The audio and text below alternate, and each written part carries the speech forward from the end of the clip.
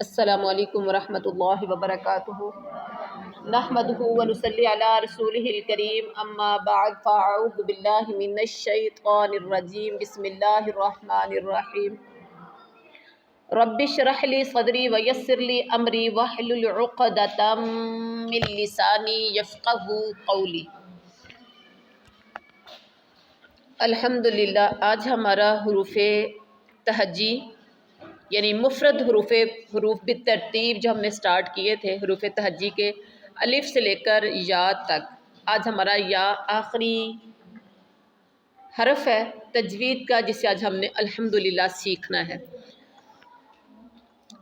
تو یا آج ہم کیا سیکھیں گے؟ حرف یا کیا سیکھیں گے؟ یا۔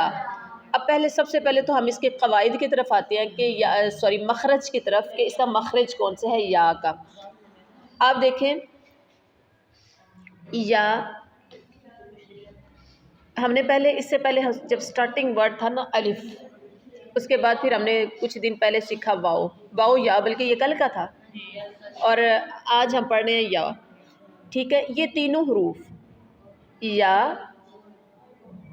اور الف اور واؤ، یہ تینوں حروف جوف دہن، آپ قرآنی قاعدے میں دیکھیں جوف دہن کیا ہے؟ جوف دہن منہ کا خالی حصہ، جوف دہن، جوف کہتے ہیں پیٹ کو، ٹھیک ہے۔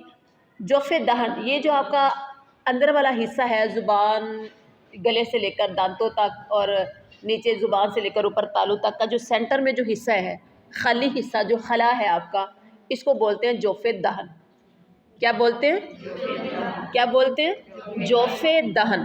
اب آپ اپنے اس پارے کے اوپر دیکھیں، یہ والی پک نظر آ رہی ہے آپ سب کو؟ ٹھیک ہے، یہ جو سامنے پک ہے اس میں ایرو کا نشان دیا گیا ہے، ٹھیک ہے، یعنی یہ واؤ یا اور الف، یہ تینوں حروف یہاں سے ادا ہوں گے۔ واؤ الف یا، واؤ الف یا الف واؤ یا، الف واؤ یا، ان ترتیب کے ساتھ آپ اوپر سے لے آئے تو الف واؤ یا، یہ کہاں سے ادا ہوں گے؟ جوف دہن، یعنی منہ کے خالی حصے سے، جو کہ پک میں آپ کو ایرو کا نشان دے کر آپ کو سمجھا دیا گیا ہے۔ اب آپ خود بھی لگائیں، کوشش کریں تو کیسے ہوگا؟ یا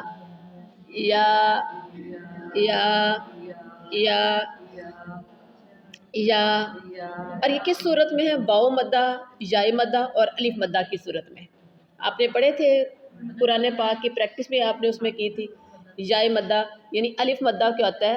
الف ساکن سے پہلے زبر ہو۔ واؤ مدہ، واؤ ساکن سے پہلے پیش ہو۔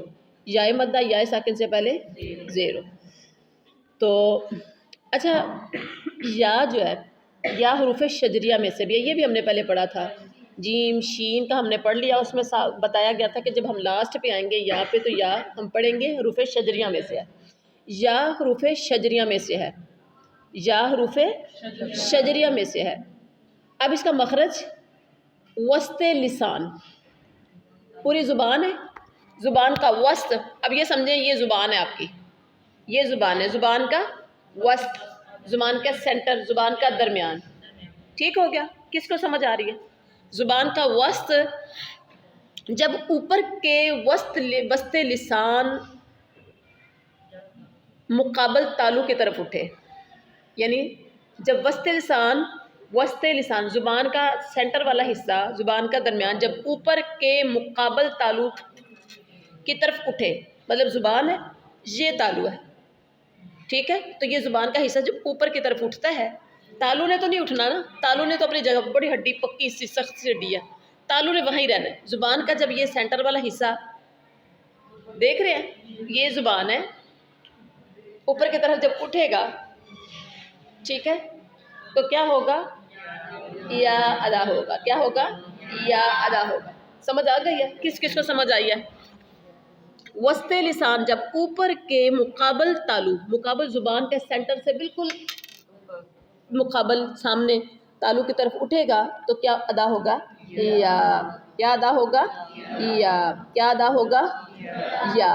یا نرمی سے ادا ہونے والا حرف ہے، یا نرمی سے ادا ہونے والا حرف ہے. یا کیا ہے؟ نرمی سے ادا ہونے والا. یا نرمی سے کس کو سمجھ آ رہی ہے؟ یا نرمی سے ادا ہونے والا حرف ہے. یا نرمی سے ادا ہونے والا حرف ہے. یا کیا ہے؟ یا یا یا یا ٹھیک ہے. اور جیم شین یا کیا ہے؟ حروف شجریہ میں سے ہے. جیم شین یا حروف شجریہ میں سے ہے. اور اچھا ہم نے پیچھے بھی دیکھا ہے کہ یا مدہ، الف مدہ، واو مدہ، ٹھیک ہے. جب وہ کیا ہوں گے؟ حروف مدہ ہوں گے. تو حروف مدہ ہے، نہ زبر ہو، نہ زیر ہو، نہ پیش ہو. واو کے اوپر بھی زبر زیر پیش نہ ہو، یا کے اوپر بھی زبر زیر پیش نہ ہو، اور الف کے اوپر بھی زبر زیر پیش نہ ہو. تو یہ حروف مدہ ہوں گے. جب وہ غیر مدہ ہوگا یا، تو کیا ہوگا؟ یار کے اوپر زبر زیر پیش آ سکتی ہے. یا کے اوپر زبر زیر پیش آ جائے تو غیر مدہ بن جائے گا. کس کس کو سمجھ آ رہی ہے؟ جب یا کے اوپر زبر زیر پیش میں سے کچھ نہیں ہوگا تو یا مدہ ہوگا. جب یا کے اوپر زبر زیر پیش لگ گئی تو غیر مدہ ہو جائے گا. کس کو سمجھ آ رہی ہے؟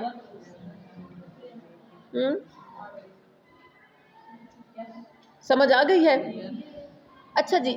یا غیر مدہ حروف شجریہ میں جب ہم جیم شین یا پڑھیں گے تو یہ غیر مدہ ہوں گی.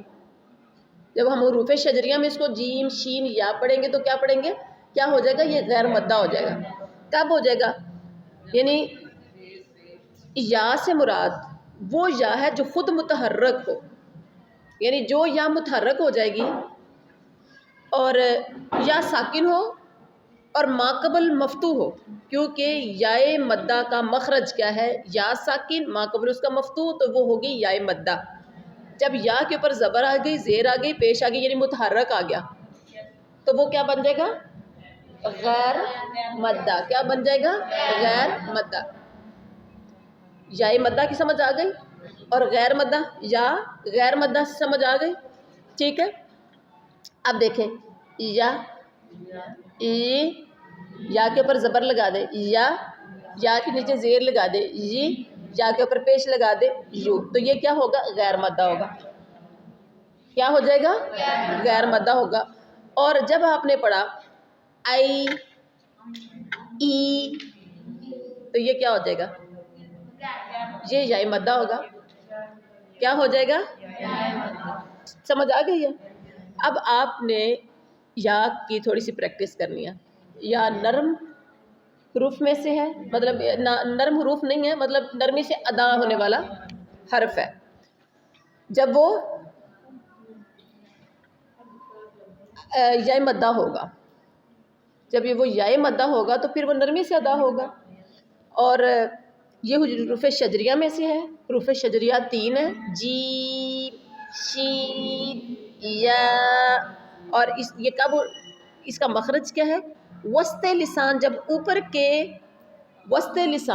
اوپر کے مقابل تالو کی طرف اٹھے. زبان کا سینٹر جب اوپر تالو کی طرف اٹھتا ہے تو پھر کیا ہوتا ہے ادا؟ جیم شین یا، تینوں ایک جگہ سے ادا ہو رہے جی. اور الف واو یا جب غیر مدہ ہوں گے، یعنی جب مدہ ہوں گے، واو مدہ، الف مدہ، یا مدہ، جب یہ مدہ ہوں گے، یعنی حروف مدہ جب کہلائیں گے، جب حروف مدہ بن کے آئیں گے تو پھر ان تینوں حروف کو جوف دہن سے نکالیں گے. یہ تینوں حروف کہاں سے نکلتے ہیں؟ جوف دہن، یعنی منہ کے خالی حصے سے. اب ان کی مثال، واو کی مثال ہے لو، لام پیش واو، لو، خالی حصہ آ رہا ہے لو. اب آپ دیکھیں لو، منہ کا خالی حصہ، لی، لام زیر یا، لی، یا ادا ہو رہا ہے منہ کے خالی حصے سے. اسی طرح سے با، منہ کا خالی حصہ، الف کے لیے منہ کا خالی حصہ استعمال ہو رہا ہے. اور اگر آپ پڑھتے ہیں آ ای، تو خالی حصہ نہیں ہے نا، جب متحرک آ جائیں گے تو پھر خالی حصہ نہیں ہوگا جی۔ تو اب یہ ہے لو، لی، لا، اس میں جو حروف مدہ یوز ہو رہے ہیں وہ منہ کا خالی حصہ، الف، واو، یا، واو مدہ، یا مدہ اور الف مدہ، یہ تینوں حروف جو پھر دہن سے نکلتے ہیں، ٹھیک ہے۔ سبحان ربک رب العزت عما یصفون وسلام علی المرسلین والحمد للہ رب العالمین۔